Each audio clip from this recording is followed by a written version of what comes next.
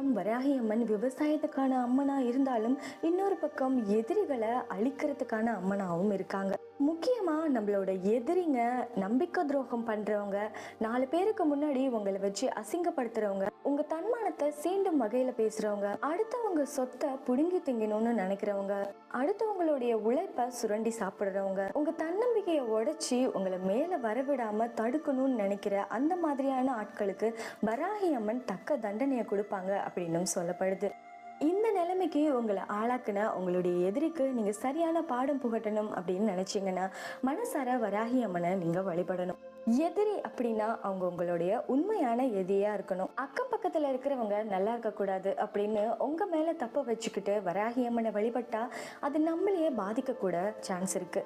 இப்போ தஞ்சை பெரிய கோவிலுக்கும் வராகி அம்மனுக்கும் என்ன சம்பந்தம் அப்படின்னு பார்க்கலாம்.